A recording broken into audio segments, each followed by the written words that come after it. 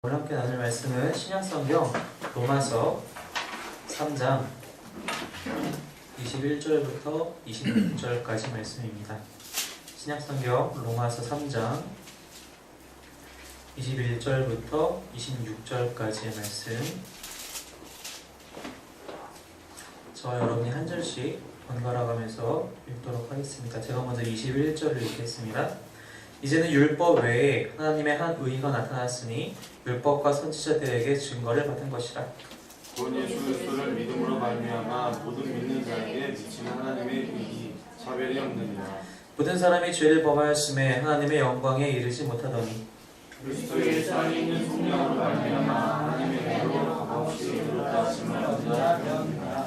이 예수를 하나님이 그의 피로써 믿음으로 말미암는 화목제물로 세우셨으니 이는 하나님께서 길이 참으시는 중에 전에 지은 죄를 간과하심으로 자기의 의로우심을 나타내려 하심이니 곧 이때 자기의 의로우심을 나타내사 자기도 의로우시며 또한 예수 믿는 자를 의롭게 하려 하십니다. 아멘.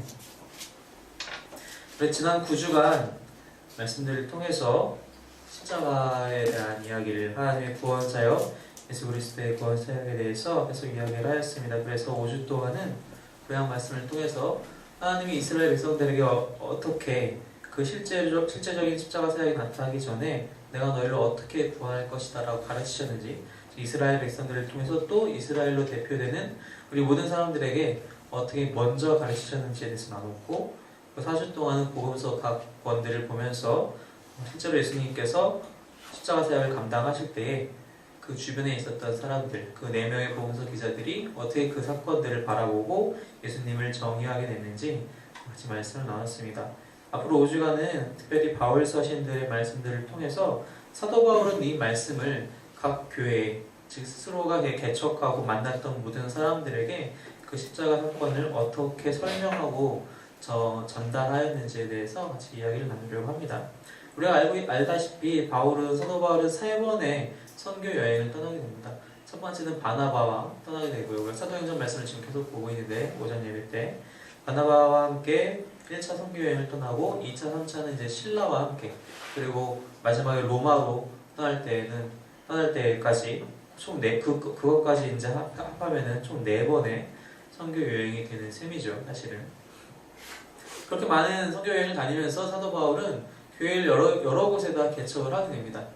항상 교회를 개척할 때는 어떤 도시에 들어가서 먼저는 유대인들의 회당에 들어가고, 그 유대인들이 자신이 전하는 예수 그리스도의 복음을 듣지 아니할 때는 또 이방인에게 찾아가서 이방인에게도 말씀을 전하고, 그들에게 믿는 자가 생기면 한 가정을 선택해서 그 가정에서 예배를 드리는데, 거기에 많은 사람들이 모이게 되면은 자연스럽게 교회가 되는, 그래서 각 지역들, 빌립보든 갈라디아가 되었든 고린도가 되었든 에베소가 되었든 그런 곳곳에서 교회가 새롭게 생겨나는 그러한 일들이 사도행전을 통해서 나타나게 됩니다. 그래서 사도 바울이 그 일에 크게 쓰임을 받게 되죠. 그래서 사도 바울은 항상 얘기하는 것은 예수 그리스도의 복음, 그것 외에는 전하는 것이 하나도 없었어요. 오직 그 복음만을 위해서 내가 살아간다. 오직 그것이 나에게 단 하나의 자랑거리가 된다. 몇 년 전에 개그우먼 신보라 씨가 그 신인상이었나요? 무슨 상인지 상 종류를 까먹었는데 연말에 상을 받으면서 그렇게 얘기를 했죠. 제가 자랑할 것은 예수 그리스도의 십자가, 그 복음밖에 없습니다 라고 공식 석상에서 생방송 중에 그렇게 얘기를 했었죠. 그게 바로 사도 바울의 고백이었어요. 사도 바울은 그것 말고는 내가 증거할 것이 없다. 내가 갖고 있는 로마 시민권, 내가 갖고 있는 여러 가지 구약의 성경의 지식들, 나의 그런 뼈대에 있는 가문들 다 필요 없다. 나는 배설물로 여길 뿐이다. 그 복음을 전하는데 어떻게 전하였느냐, 그 십자가 사역을 어떻게 설명하였는지에 대해서 이제 우리가 앞으로 바울 서신을 통해서 보게 될 터인데, 오늘 읽은 말씀인 본문 로마서 3장 로마서 말씀은 사도 바울이 스스로 직접 가서 개척한 교회는 아니에요. 사실 이 로마서를 제외하고 나머지 바울 서신들은 다 사도 바울이 직접 가서 개척한 교회들, 그 교회들에게 나중에 다시 그 교회들을 그리워하며 또 떠올리며 그들을 중보하는 마음으로 편지를 쓰게 됩니다. 그래서 그 편지들이 이렇게 성경으로 남아있는 것인데, 이 로마서만큼은 사도 바울이 직접 로마에 가서 교회를 개척하지는 않았습니다. 하지만 로마에 많은 그리스도인들이 교회로 모이면서 예배하고 함께 신앙생활을 하고 있다라는 그런 얘기를 듣고 나서 아 정말로 기쁘고 감사한 일이다. 내가 이곳에도 이 교회에도 내가 귀한 말씀, 귀한 어떤 권면의 말씀들을 전해야겠다라는 마음에서 이 로마서를 이제 쓰게 됩니다. 우리가 사도 바울 하면은 생각나는 단어가 한 가지가 있어요. 그의 모든 이야기의 중심에는 바로 이 개념이 들어있는데 바로 이신칭의라는 단어입니다. 이신칭의. 한자어라서 저는 한자를 좋아하지 않기 때문에 한자어라서 좀 어렵게 들릴 수 있는데 믿음으로 말미암아 의롭다 칭함을 받는다. 이것이 이신칭의의 정확한 뜻입니다. 믿음으로 말미암아 의롭다 칭함을 받는다. 의롭다 칭함을 받는다는 뜻은 의롭지 않다라는 거예요. 현재 상황은 의롭지 않은데 그 사람이 믿음을 가지게 되면 그 믿음을 통해서 너는 의롭구나 라고 하나님이 불러주신다는 겁니다. 근데 우리가 생각해봐야 될 것은 의롭다라는 것이 과연 무슨 뜻인가를 생각을 해봐야 돼요. 우리는 교회에서 지금까지 신앙생활을 하면서 믿음으로 구원 얻는 것이지 라고 잘 알고 있어요. 그렇다면 믿음으로 의롭다를 받는다는 얘기는 같은 맥락에서 볼 때 의롭다를 받는다는 것은 구원받는다는 것과 같은 얘기겠구나 개념적으로는 그렇게 알고 있어요. 그런데 하필이면 왜 의롭다라는 표현을 이 단어를 사용하는 것인가? 우리가 의롭다라는 단어를 머릿속에 딱 떠올리게 되면 생각나는 그런 이미지들인데 한 가지는 정의롭다라는 그 뜻이 생각이 나요. 왜 정의로운 시민상이라든지 이런 거 받는 사람들이 종종 기사에 나타나잖아요. 뭐 누가 소매치기를 당했는데 막 뛰어가가지고 잡아서, 혹은 누가 지하철 선로에 떨어졌는데 지하철 다가오는데도 그 사람을 구하기 위해 뛰어내려가지고 구해내주고, 그런 사람들 보면은 용감한 시민상, 뭐 정의로운 시민상 이런 걸 받게 되잖아요. 의롭다라는 단어를 생각하게 되면은 정의롭다, 뭔가 남을 위해서 희생할 줄 아는 그런 정의로운 사람이다라는 생각을 하게 되는데, 여기서 말하는 이신칭의에서 말하는 그 의롭다라는 것은 그것과는 조금 다른 뜻이 있어요. 그것을 이제 사도 바울이 어떻게 이야기할 것인지를 우리가 좀 얘기를 하려고 합니다. 먼저 우리가 생각해봐야 될 것은 이 의롭다 칭함을 받는다는 것은 어디서 시작하는 것이냐부터 우리가 좀 생각을 해봐야 될 것 같아요. 복음이라는 것은 사람이 필요해서 자기의 어떤 필요를 느낀 이후에 내가 복음이 필요해, 내가 구원이 필요해, 내가 찾아 나서야지. 그래서 내가 열심히 노력해서 찾고 얻어내는, 쟁취하는 것이 복음이 아니라는 것입니다. 우리는 돈은 그렇게 벌 수 있어요. 우리가 취업해서 열심히 일해가지고 돈을 벌 수 있어요. 마치 광산의 광부가 그 광산 안으로 들어가서 그 굴 안으로 들어가가지고 열심히 곡괭이질을 해서 자기가 원하는 광석을 이렇게 찾아내는 것처럼 열심히 일해서 쟁취할 수 있어요. 근데 복음은 그렇지 않아요. 복음은 내가 쟁취해서 얻는 것이 아니라 그저 받는 거예요. 얻게 되는 거예요. 구원은 그렇게 그냥 얻게 되는 것이라는 것입니다. 하나님이 우리에게 선물로 주시는 거예요. 즉 사람의 필요에서 시작하는 것이 아니라 하나님으로부터 시작한다는 것이 차이점이 있다는 것입니다. 이 칭의의 원천, 이 구원의 원천은, 이 의로움의 원천은 사람으로부터 시작하는 것이 아니라 하나님으로부터 시작한다는 것입니다. 그래서 이제 우리가 오늘 본문 말씀 읽었는데 21절에 보니까 하나님의 한 의가, 율법 외에 하나님의 한 의가 나타났다 라고 이야기를 합니다. 하나님의 한 의, 이 의가 율법 외에 나타났다고 얘기를 하고 있어요. 도대체 그럼 이 의가 하나님의 의라는 것은 무엇인가? 그럼 율법과는 상관없는 것인가? 그런데 그 의가 나타났는데 그 나타나자마자 뭐라고 설명을 하냐면은 21절 후반절에 보니까 율법과 선지자들에게 증거를 받은 것이다. 율법 외에 나타났는데 율법과 선지자들에게 증거를 받았대요. 뭔가 좀 문맥이 앞뒤가 안 맞는 것 같아요. 율법과 별도로 그 의가 나타났지만 율법과 선지자에게 증거를 받았대요. 이게 무슨 뜻이냐?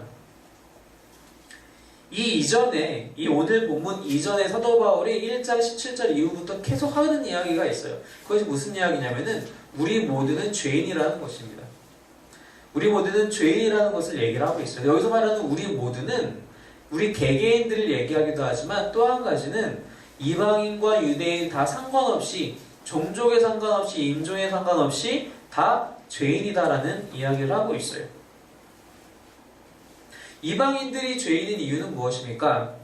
그들이 하나님을 알지 못해서요. 물론 하나님 알지 못하는 것 죄일 수 있어요. 그거는 그 이전 세대부터 조상으로부터 타고 흘러내려오는 죄예요. 자기 아버지가 하나님을 모르니까 자기는 알 수가 없죠. 할아버지가 알지 못하니까 하나님을 알지 못하니까 아버지가 알 수 없죠. 손자가 알 수 없어요. 근데 여기서 말하는 것은 이방인들이 왜 죄인이냐? 하나님께서 처음 사람을 만드실 때 당신의 형상을 담아서 만드세요. 여기서 말하는 형상은 그냥 겉모습만 얘기하는 것이 아니라 하나님의 성품에 대해서 이야기하기도 하고요. 또 하나님을 알 수 있는 그런 지식에 대해서도 이야기를 하긴 합니다. 그런데 이것이 인간의 타락 때문에 아담의 첫 번째 불순종 그 죄로 말미암아서 이게 깨어져요. 이게 파괴가 됩니다. 하지만 그럼에도 불구하고 여전히 사람들은 조금씩은 알 수 있도록 하나님께서 길을 만들어 주셨어요. 그것이 무엇이냐? 양심입니다. 양심. 그런데 사람들은 그것에 따라서 살고 있지 못하다는 겁니다. 말씀을 한번 볼까요? 로마서 1장 21절부터 23절까지 말씀입니다. 1장 21절, 23절까지의 말씀. 자, 말씀 함께 읽겠습니다. 시작. 하나님을 알되 하나님을 영화롭게도 아니하며 감사하지도 아니하고 오히려 그 생각이 허망하여지며 미련한 마음이 어두워졌나니 스스로 지혜 있다 하나 어리석게 되어 썩어지지 아니하는 하나님의 영광을 썩어진 사람과 새와 짐승과 기어다니는 동물 모양의 우상으로 바꾸었느니라. 사람들이 이방인들은 하나님은 알지 못하지만 무언가 느낌은 있어요. 왠지 모르게 어떤 절대적인 존재가 있을 것 같은 거예요. 지금도 그렇지만 지금도 사람들의 생각은 물론 지금은 좀 그런 사람들이 많이 줄어들었죠. 지금은 과학이 너무 발달하다 보니까 사람들이 과학이면 다 될 것 같은 과학을 맹신하는 사람들이 오히려 좀 더 많은 편이에요. 그런데 당시에 수천 년 전의 사람들은 사실 과학의 발달이 없었기 때문에 번개가 치면 이게 무슨 일이지? 바다에 들어가서 물고기를 잡아보니까 이 물고기는 이렇게 생겼고 얘는 뾰족하게 생기고 얘는 넓적하게 생기고 와 다 색다르네. 동물을 잡으러 사냥을 가도 여러 가지 종류의 동물들이 있고 놀라운 거예요. 놀라운 일들 투성인 거예요. 이건 무언가 우리보다 좀 더 높은 존재가 있지 않을까? 거기까지는 생각할 수 있어요. 근데 그 다음에 그들의 반응이 무엇이었냐면은 그들이 그것을 각각의 모양으로 자기가 생각하는 그런 신적인 형상들을 만들어서 가짜 신을 섬기게 되었다는 것입니다. 그런 것들을 통해서 하나님을 발견하는 것이 아니라 다른 자신들만의 우상들을 만들게 되었다는 거예요. 그래서 오늘 지금 우리가 방금 읽은 것처럼 1장의 그 말씀들처럼 스스로 어리석게 되어서 썩어진 사람과 새와 짐승과 기어다니는 동물 모양으로 우상을 만들어서 섬기게 되었다. 그 1장 20절 말씀에 보면은 창세로부터 그의 보이지 아니하는 것들 곧 그의 영원하신 능력과 신성이 그가 만드신 만물에 분명히 보여 알려졌나니 그러므로 그들이 핑계하지 못할지니라. 분명히 사람들은 알 수 있었는데도 불구하고 그렇지 못했다라는 겁니다. 또 한 가지 양심을 주었지만 그 마음속에 양심을 주었지만 양심대로 살지 않았다는 거예요. 우리에게도 양심이 있죠. 이 바깥에 교회 밖에 나가도 사람들은 양심 다 있어요. 사람을 죽이면 나쁜 일이라는 거 알아요. 소시오패스가 아닌 이상은, 사이코패스가 아닌 이상은 알아요. 내가 누군가의 물건을 훔치면 나쁜 짓이라는 건 알아요. 그런데도 불구하고 왜 이렇게 교도소에 사람이 많은가? 그럼에도 불구하고 그걸 무시하고 가는 거예요. 내 안에 양심을 다 무시하고 죄책감을 다 무시하고 가는 거예요. 자기 마음대로 행동하는 거예요. 그런 사람들 당연히 죄인이죠. 유대인들도 죄인이라고 사도 바울이 이야기를 하고 있어요. 왜 유대인들이 죄인이냐? 유대인들은 하나님의 말씀을 먼저 받은 사람들이에요. 먼저 받았는데도 불구하고 그 먼저 받은 말씀대로 살지 못했어요. 그것이 문제라는 거예요. 하나님과의 언약관계에서 그 언약관계에 걸맞게 살지 못했다라는 것입니다. 오히려 잔뜩 이상한 것들을 만들어내죠. 바리새인들이 사실 처음부터 나쁜 사람들은 아니었어요. 바리새인들은 율법을 잘 지키자, 우리가 율법을 잘 연구하고 잘 지키자. 처음에는 사실 좋은 의도에서 생겨난 사람들의 모임이에요. 왜냐면 바벨론 포로기를 통해서 이 사람들은 첫 번째 포로기였던 애굽의 상황에서 그때는 사람들이 하나님을 잊었어요. 그래서 모세가 돌아왔을 때에는 하나님에 대한 신앙이 거의 없는 상황이었어요. 그때 이제 모세가 하나님에 대해서 이야기하고 430년 만에 출애굽을 하게 되죠. 그런데 이 두 번째 포로기 바벨론 포로기에는 사람들이 이제는 믿어요.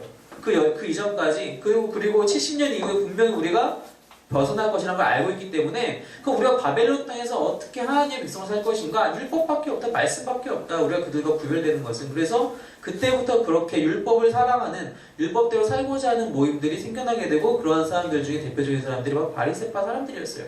처음 시작은 좋았어요. 그런데 그것이 계속 변질되다 보니까 야 우리 금식기도 해야지 일주일에 한 번 하자 시간이 지나다가 야 한 번 모자라지 않냐? 2번 하자 아니다 3번 하자 아니다 5번 하자 야 우리가 11조 열심히 해야지. 그럼 11조 열심히 해야지. 나는 12조 할래. 나는 12에 3조 할래. 점점 율법의 그 본 의미는 퇴색되어 버린 채 그런 행동에만 자신의 의를 드러내는 거에만 급한 나머지 나는 너보다 말씀 더 잘 지켜. 이것으로 바뀌게 되는 거예요. 그래서 바리새인들이 이제 예수님 시대에 와서는 일반인들을 다 비난해요. 쟤는 기도도 안 해. 하루에 몇 번씩 기도해야 하거든요. 성전에 나와서 예루살렘에 사는 사람들은. 그런데 그렇게 안 하니까 저 사람을 비난하고 나는 11조 열심히 하는데 쟤는 안 해. 나는 금식 기도도 매일 하는데 쟤는 안 해. 나는 말씀을 매일같이 읽는데 쟤는 안 읽어. 가까스로 비난하는 거예요. 자신의 기준을 가지고. 하나님께서 말씀을 주신 이유는 그것이 아니었는데도 불구하고 그렇게 하고 있었다는 것이죠. 그래서 사도 바울이 그래서 유대인도 그렇고 이방인도 그렇고 다 죄인이다. 바로 그 이야기를 하고 있는 거예요. 그런데 이제 하나님의 의의가 어떻게 나타날 거냐? 율법 외에 그 하나님의 한 의의가 나타날 것이다. 오늘 본문 21절의 말씀에서처럼 율법 외에서 나타날 것이다. 여기서 말하는 율법 외라는 것은 우리가 읽고 있는 모세오경의 율법, 그 율법만 지역적으로 얘기하는 것이 아니라 율법을 받았던 유대인들, 그 유대인들의 그 언약, 유대인들에게만 하나님께서 주셨던 그 언약을 벗어나서 그 모든 언약 관계를 벗어나서 하나님의 한 의의가 나타날 것이다. 민족과 종교와 그 인종 사이의 그런 모든 결계를 뛰어넘어서 율법 외에 하나님의 한 의의가 나타날 것인데 그 의의는 율법과 선지자들에게 증거를 받은 것이다. 즉 이미 그렇게 하나님의 말씀이 우리를 가르쳐왔고 많은 선지자들이 얘기했었던 바로 그분, 그 메시아가 오게 될 것이다. 나타나게 될 것이다. 바로 그 이야기를 바울이 하고 있다는 것입니다. 하나님의 한 의의는 우리가 당연히 알다시피 하나님의 구원 사역을 성취하실 예수 그리스도를 이야기하고 있다는 것입니다. 그 예수 그리스도는 율법 외에서 나타났다는 것입니다. 여기서 말하는 율법 외라는 것은 유대인만을 위해서 오신 것이 아니라 모든 민족을 위해서 단지 하나님과 직접 언약관계에 있었던 유대인들만을 위한 것이 아니라 그것을 뛰어넘어서 모든 사람을 위해서 오셨고 그런데 그 예수님은 모든 율법과 모든 선지자들이 하나같이 입을 모아 증언했던 바로 그분이시다 라고 사도 바울이 이야기하고 있다는 것입니다. 그렇기 때문에 사도 바울이 21절을 시작하면서 이제는 이라고 표현하는데 이전까지는 다 우리가 이 죄 때문에 허덕였지만 이제는 패러다임이 바뀔 것이다. 이제는 바뀔 것이다. 예수님이 나타날 거니까. 예수님 때문에 우리가 이 모든 것들이 해결될 것이다 라고 아주 공식적으로 선포하고 천명하는 장면인 거예요. 이제는 바뀔 것이다. 바로 이 칭의는, 이 구원은, 이 의로움은 하나님으로부터 시작이 되었다는 것입니다. 하나님의 한 의의가 나타나서 이 모든 것들을 가능케 한다는 것입니다. 그럼 우리는 왜 이 칭의가 필요한가? 아까 말씀드린 대로 우리 모두가 죄인이기 때문에 그렇습니다. 23절 말씀 보니까 모든 사람이 죄를 범하였음에 모든 사람이 죄를 범하였어요. 방금 말씀드린 대로 유대인과 이방인 할 것 없이 다 죄 가운데 사는 사람들이에요. 민족을 떠나서 개개인으로 들어와서도 마찬가지라는 겁니다. 우리 모두는 다 죄인이라는 거예요. 예전에 이제 셀 모임을 하면서 남성 셀 모임 같이 우리가 이야기하면서 그런 얘기가 갑자기 주제로 나왔어요. 동성애자 같은 경우 우리가 어떻게 바라봐야 하는가? 공식적으로 말씀드리면 동성애는 죄입니다. 동성애자는 그럼 죄인입니까? 죄인입니다. 그럼 그 사람들의 죄가 나의 죄보다 큽니까? 그렇지 않습니다. 그 사람이나 나나 둘 다 죄인이에요. 혹시나 그 사람들의 죄는 너무 깊어서 저 바닷속 2만 미터 같이 그렇게 깊고, 나는 그래도 좀 덜 졌지. 나는 하나님한테 조금 더 가까워. 나는 글쎄 비유로 치면 에베레스트 정상쯤에 있다고나 할까? 하나님과 가까운 그 거리로 치면. 여러분, 하늘에서 보면 똑같아요. 우주 비행사들이 우주로 나아가서 지구를 보면은 동그래요. 에베레스트 정상이나 바닷속 2만 미터나 그게 그거예요. 하나님이 보시기에 우리 각 사람의 죄는 차이가 없어요. 나 오늘 큐티 못했어. 난 정말 큰 죄인이야. 이런 민감함 좋긴 좋아요. 그런데 그거나 하나님이 보시기에 살인이나 그게 그거예요. 막살라는 얘기가 아니에요. 이 비유의 목적은 내가 다른 사람을 판단할 수 없다는 겁니다. 하나님 앞에 우리는 다 동일하게 죄인이라는 거예요. 설령 우리 교회에 동성애자가 온다 할지라도, 율람녀가 온다고 할지라도, 사기꾼이 오고 살인자가 온다고 할지라도 그 사람이나 나나 역시 하나님이 필요한 예수 그리스도의 보혈의 능력이 필요한 죄인이라는 것입니다. 그렇기 때문에 우리는 받아들일 수밖에 없어요. 그분들. 우리가 누구를 함부로 정죄할 수 없다는 것입니다. 모든 사람이 죄를 범하였음에 하나님의 영광에 이르지 못하였다. 하나님은 죄에 대해서 진노하십니다. 우리가 여기서 말한 것처럼 하나님의 영광에 이르지 못하는 것은 우리는 회색지대가 없어요. 하나님의 영광과 하나님의 진노 그 사이에 회색지대가 없다는 거예요. 영광에 이르지 못하면 우리는 하나님의 진노 아래에 있다는 겁니다. 하나님은 죄를 미워하십니다. 그리고 그것에 대해서 진노하십니다. 그런데 우리가 여기서 생각해 봐야 될 것은 도대체 왜 하나님은 죄에 대해서 진노하시는가를 생각해 봐야 돼요. 단지 그냥 하나님께서 진노하시는 이유가 개인의 호불호 때문에 난 그거 싫은데? 라고 해서 싫어하시느냐? 그게 아니라는 거예요. 저는 커피를 마실 때 이왕이면 아메리카노나 드립커피가 좋아요. 믹스커피는 별로 잘 안 좋아해요. 왜냐면 그건 제가 안 좋아하는 게 맛이 안 좋아서가 아니라 제 몸이 안 받아요. 믹스커피를 마시면 배가 너무 아파요. 제가 그래서 못 마셔요. 그건 개인의 호불호죠. 어떻게 보면은. 하나님이 그런 차원에서 선과 악 혹은 죄와 의를 그렇게 판별하셔서 죄를 싫어하시느냐 호불호에 갈리시느냐 그게 아니란 거예요.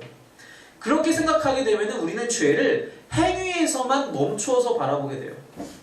죄라는 문제를 어떤 행동의 잘못으로만 생각하게 될 때는 그렇게 생각할 수 있어요. 쉽게 오해하게 된다는 얘기예요. 근데 죄는 행위의 문제가 아니라는 것입니다. 죄는 관계의 문제에 있다는 것입니다. 죄는 바로 하나님과의 관계가 깨어지는 것을 이야기합니다. 첫 번째 죄, 즉 아담이 죄를 저지를 때 어떻게 저지르게 됩니까? 사단이 와서 꼬일 때 어떻게 꼬시게 되냐면은 너가 이 열매를 먹으면 하나님과 똑같이 될 것이다. 하나님과 같게 될 것이다. 내가 하나님과 같게 된단 말이야? 내가 하나님과 여기 이런 위치가 아니라 동등한 위치가 돼? 동등한 위치가 되면 내가 하나님 없이도 살 수 있지 않을까? 즉 관계 단절이 일어나도 아무런 영향받지 않고 내가 잘 살 수 있지 않을까? 라는 생각, 독립심이 마음속에 들어오는 순간 내가 독립할 수 있겠구나 하나님으로부터. 그 순간 죄가 작용했다라는 거예요. 먹게 되고 죄가 발생하게 되죠. 하나님과 단절돼도 괜찮다. 하나님과 상관없어도 괜찮다라는 생각, 바로 그 개념 자체가 죄라는 거예요. 하나님과 상관없어도 괜찮은 사람이 어디 있습니까? 아니, 괜찮을 존재 자체가 어디 있습니까? 없다라는 거예요. 모든 것을 하나님이 만드셨는데 하나님 없이도 괜찮다라고 자신있게 얘기할 수 있는 생물체 없어요. 생명이 있는 것은 둘째치고 생명 없는 것일지라도 하나님 없이는 아무도 괜찮지가 않다는 겁니다. 바로 이 관계의 문제에서 죄가 발생한다는 것입니다. 당연히 하나님과 함께 있느냐 함께 있지 않느냐, 하나님과 함께 있는 자는 그분의 영광 가운데 참여하게 되는 것이고 하나님과 함께 없는 자는, 함께 하지 않는 자는 당연히 진노 가운데 있는 거예요. 예수님께서 달란트 비유를 말씀하실 때 그 세 번째 종이 어떻게 됐죠? 쫓겨나서 울며 이를 갈며 있을 것이다. 그렇게 말씀하시잖아요. 하나님의 집에서 쫓겨나는 거예요. 하나님의 집 안에 있으면 안에 있고 밖에 있으면 밖에 있는 거지 그 주변을 맴도는 건 아무 의미가 없다라는 겁니다. 그냥 쫓겨나는 거예요. 즉 진노 가운데 있게 되는 거예요. 그것이 현재 우리의 상황이라는 거. 23절의 말씀처럼 모든 사람이 죄를 범하였음에 하나님의 영광에 이르지 못하였다. 그렇기 때문에 우리는 구원이 하나님께서 너희는 의롭구나 라고 하시는 그 말씀이 필요하다는 겁니다. 왜? 이 의롭다함도 아까 말씀드린 대로 정의롭다라는 개념이 아니라 바로 관계의 개념이기 때문입니다.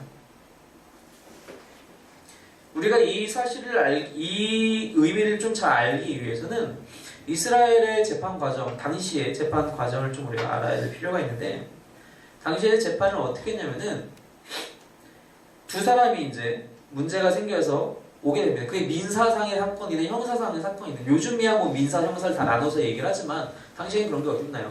그냥 두 사람이 문제 생기면 재판관을 찾아오는 거예요. 찾아가서 자기에 대해서 변론을 열심히 하겠죠. 나는 내 상황은 이렇다. 내 입장이 이것이다. 아니다. 나는 내 입장이 이렇고 내 상황은 이렇다. 혹은 증인들도 데리고 오고 증거도 제출하겠죠. 재판관이 그것을 다 듣고 꼼꼼히 살핀 다음에 너가 의롭다. 너는 불의하다. 라고 이렇게 판단을 해주는 거예요. 의로운 사람은 이제 문제가 해결된 거예요. 자신의 의가 드러나게 됐으니까 해결된 거. 다시 그럼 공동체로 들어올 수 있어요. 의롭지 못하다라고 판단을 받게 된 그 사람은 쫓겨나요. 심하게 되면 아주 추방당하거나 사형되고, 대부분의 경우에는 일정 기간 쫓겨나게 돼요. 그래서 율법을 보면요, 율법을 보면은 어떤 문제가 생겼을 때 혹은 어떤 나병에 걸리든 무슨 병에 걸리든지 뭐 부정하게 되었든지 그런 일들이 생기게 되면 그 사람은 공동체에 지내서 잠시 떠나 있어야 돼요. 뭐 일주일이 됐든 며칠이 되었든 떠나 있게 돼요. 그 율법 이제 여러분 레위기나 민수기 출애굽기 말씀 보시면 나와요. 떠나 있게 돼요. 공동체와 떨어져 있게 된다는 거예요. 즉 의롭다와 의롭지 못하다라는 것은 관계 속으로 들어올 수 있느냐 들어오지 못하느냐의 문제라는 겁니다. 우리가 마치 이제 칭이라는 단어를 듣고 예수 하나님께서 우리를 의롭다 칭을 받는구나, 칭하시는구나라고 이야기를 들을 때 잘못 이해하는 것이, 내가 그냥 아무리 더럽고 문제 많은 죄 많은 사람이더라, 그냥 하나님이 그냥 한 방에 너 그냥 의로워, 너 의로운 거 해 라고 하시는구나 라고 생각하시면 안 돼요. 이스라엘 사람들은 당시에 그렇게 듣지 않았어요. 다 갖고 나오는 거예요. 변론할 거리들, 증거거리들 다 갖고 나오는 거예요. 우리의 경우는 그렇지, 물론 그렇지 않아요. 우리가 직접 갖고 나오는 게 아니에요. 예수님이 대신해 주시는 거예요. 제가 이제 미국에서 살 때 도착하자마자 3일 만에 경찰한테 잡혔어요. 그래서 티켓을 끊게 됐는데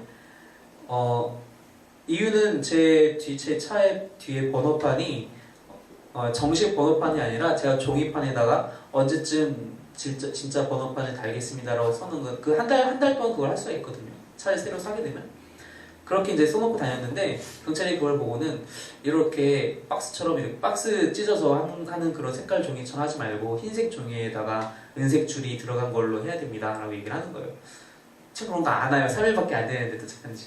그냥 했다가 그렇게 됐어요. 근데 그건 그냥 단순히 경고로 끝났는데, 제가 그래서 면허증 좀 달라고 했을 때 제가 이제 국제면허하고 한국면허를 같이 보여줬어요. 그랬더니 이 경찰은 국제면허가 뭔지, 한국면허는 한글로 쓰였으니까 이게 뭔지 모르는 거예요. 그냥 무면허로 티켓을 끊어버린 거예요.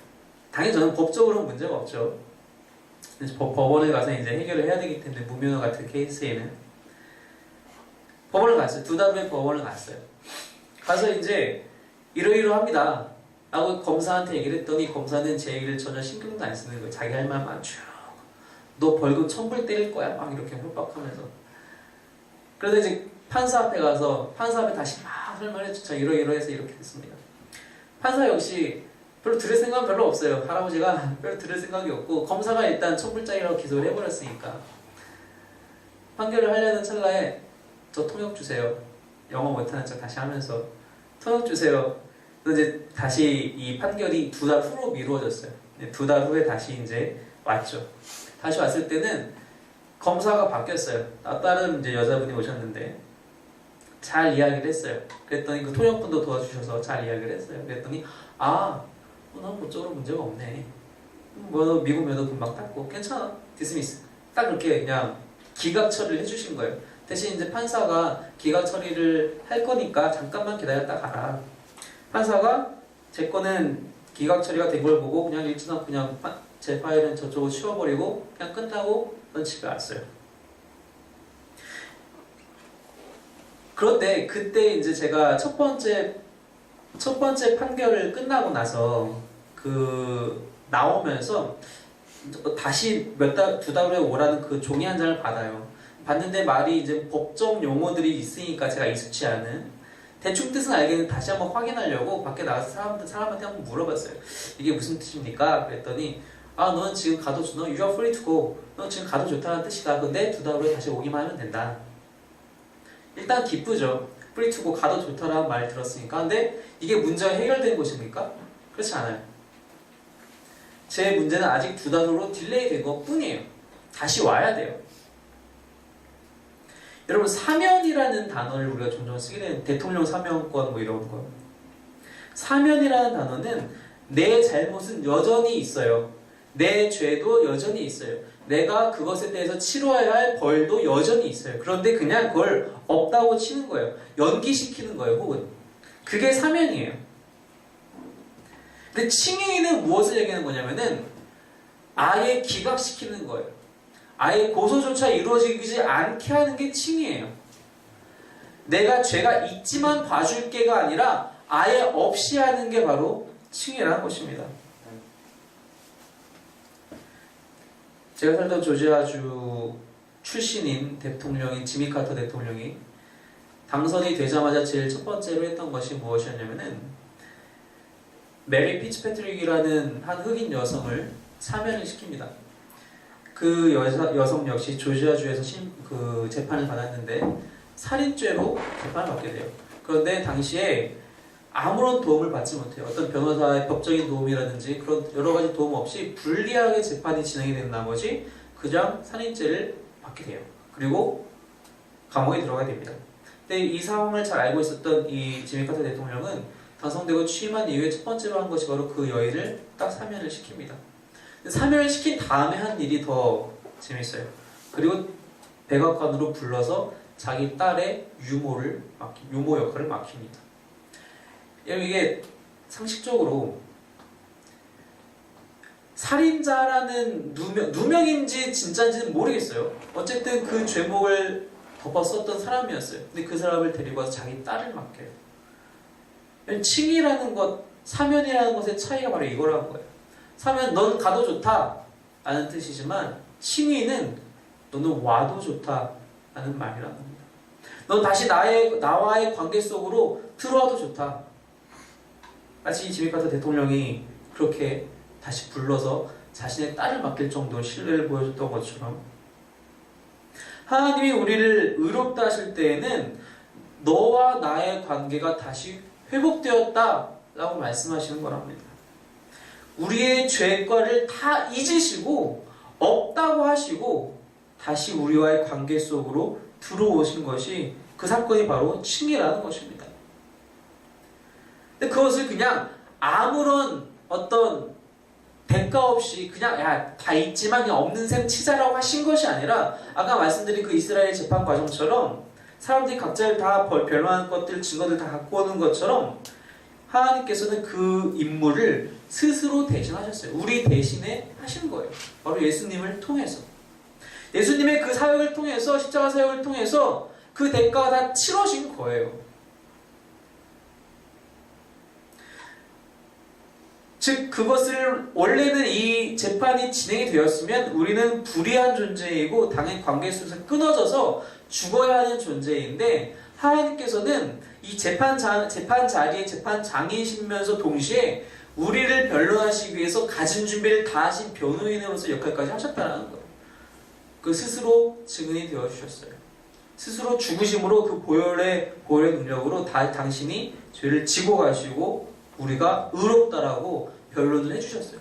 그것이 다 완성이 되었기 때문에 하나님은 우리에게 너 이제 의롭다, 너 이제 나와의 관계가 회복되었다 라고 말씀하신다는 것입니다.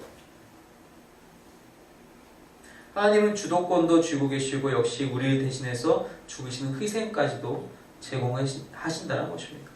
이러한 속죄는 이 속죄가 하나님의 은혜를 갖고 온 것이 아니라 은혜로부터 이 속죄가 나오게 된다는 것입니다. 무슨 뜻이냐? 예수님이 십자가에서 죽으셨으니까 야, 내 아들 죽었으니까 너희 봐줬다 라고 말씀하시는 것이 아니라 은혜 때문에 죽게 하셨다는 거예요. 우리를 너무 사랑하시기 때문에 예수님을 죽게 하셨다는 것입니다. 그 관계를 다시 갖고자 바로 이것이 칭의라는 것입니다. 그럼 우리는 이 칭의를 어떻게 받을 수 있느냐? 오늘 본문에 나와 있는 것처럼 22절 말씀처럼 곧 예수 그리스도를 믿음으로 말미암아 25절 말씀에도 이 예수를 하나님이 그의 피로써 믿음으로 말미암는 화목제물로 세우셨으니 믿음으로 말미암아 26절 말씀처럼 또한 예수 믿는 자를 의롭다 하려 하십니다. 그리스도를 믿는 믿음만이 이 칭의를 자신의 것으로 가져올 수 있게 한다는 것입니다. 어떤 다른 것도 우리의 구원의 소망이 될 수 없다는 거예요. 내 스스로 노력해서 구원을 얻어낼 수, 우리가 쟁취하는 것이 아니에요. 구원은 우리가 예수님을 믿음으로 얻게 되는 거예요. 이 믿음으로 말미암아 우리가 값없이 의롭다 하심을 받게 되었다는 것입니다. 그래서 사도 바울이 에베소서 2장에서도 똑같이 쓰잖아요. 너희가 그 은혜를 인하여 믿음으로 말미암아 구원을 얻었나니 이는 너희에게서 온 것이 아니요 하나님의 선물이라. 행위에서 난 것이 아니니 이는 누구든지 자랑하지 못하게 하려 함이라. 우리는 자랑할 수 없다는 거예요. 그래서 우리는 칭의 즉 의롭다 칭을 받은 그 순간 우리는 스스로 자랑할 것이 아무것도 없어요. 그래서 아까 말씀드린 것처럼 사도 바울 그리고 신보라 양의 고백처럼 내가 자랑할 수 있는 것은 예수님의 십자가의 보혈의 능력 그 사건밖에 없습니다. 칭의를 받은 자는 구원을 받은 자는 자랑거리가 이제는 그거밖에 남지 않는다는 겁니다. 근데 이것을 통해서 26절에 말씀하신 대로 어떤 일들이 결국엔 벌어졌느냐? 자기의 의로우심을 나타내셨다는 거예요. 즉 하나님 스스로의 영광이 바로 이 십자가 사건을 통하여서 드러나게 되었다는 것입니다. 단지 우리를 의롭게 하시는 그 사건이 우리에게만 영광이 된 것이 아니라 하나님께 영광이 되었다는 것입니다. 왜? 당신께서 당신의 모든 기준들을 충족시키시면서 동시에 사람들을 구원하시는 이 아이러니한 이 일들을, 이 누구도 예상치 못했던 이 일들을 이루셨기 때문에 이것이 바로 하나님의 영광이 된다는 것입니다. 이것이 사도 바울이 끊임없이 이야기하는 거예요. 이신칭의 오직 믿음으로 너희가 의롭다 칭을 받게 될 것이다. 오직 믿음으로 너희가 하나님과의 관계가 회복될 것이다. 오직 믿음으로 예수 그리스도를 믿음으로 말미암아 너희가 구원을 얻게 될 것이다. 여러분 이 믿음은 당연히 우리가 소유해야 하는 것이고 물론 소유하셨기 때문에 이 자리에 나온 줄 믿습니다. 소유하는 것이고 또 한 가지는 전해야 하는 것입니다. 우리 주변에 하나님과의 관계가 끊어져서 살고 있는 사람도 얼마나 많이 있습니까? 야, 난 내 주먹 믿어. 난 내 돈 믿어. 난 내 체력 믿어. 이렇게 어리석은 말을 내뱉는 사람들이 우리 주변에 얼마나 많이 있습니까? 여러분 그 사람들은 어리석은 부분들도 있지만 모르는 거예요. 모르면 알려줘야죠. 그 알려줄 의무는 먼저 한 우리에게 있다는 것입니다. 사랑의 빚진 자, 복음의 빚진 자로서의 역할이 우리에게 있다는 것입니다. 제가 예전에 어렸을 때 그런 이야기를 부모님께서 하시면서 겁을 주셨어요. 뭐냐면은 야, 너 죽은 다음에 넌 지옥 가 있고 엄마 아빠는 다 천국 가 있으면 어떡하려고. 저게 확 깨는 거예요. 그런 거 정신이 확 들어요. 그럴 때 어렸을 때 5, 6살 그런 얘기 한번 들어보세요. 정신이 확 들어요. 근데 그것이 천국 가고 안 가고의 문제라고 생각하면은 어린아이가 언제 그렇게 생각하겠어요? 그때 생각하는 것은 그거예요. 내가 나중에 엄마 아빠랑 헤어지면 어떡하지? 그 관계가 깨어지면 어떡하지? 그거거든요. 여러분이 가장 사랑하는 그 사람들이 그것이 가족이 되었든 친구가 되었든 누가 되었든지 간에 그 사람들과의 관계가 끊어진다라고 생각을 해보세요. 하나님과의 관계도 끊어지지만 여러분과의 관계도 끊어지게 돼요. 그날이 오게 되면 에이 뭐 그 친구 원래 별로 안 좋아하는데 끊고 말지 뭐. 그렇게 생각할 것이 아니라는 겁니다. 영원히 끊어지게 된다는 거예요. 여러분 그들과 그들의 관계, 그들의 하나님과의 관계를 회복시켜야 할 의무는 우리에게 있다는 것입니다. 먼저 복음을 맡은 자로서 그들에게 이 이신칭의 복음을 전하시기 바랍니다. 입술의 담대함으로 믿음의 생활로 복음의 삶으로 전하시기 바랍니다. 그 날마다 그렇게 증거하면서 살아가시는 이 믿음을 기뻐함으로 겸손함으로 늘 증거하시는 저와 여러분이 되시기를 주님의 이름으로 축원합니다. 기도하겠습니다.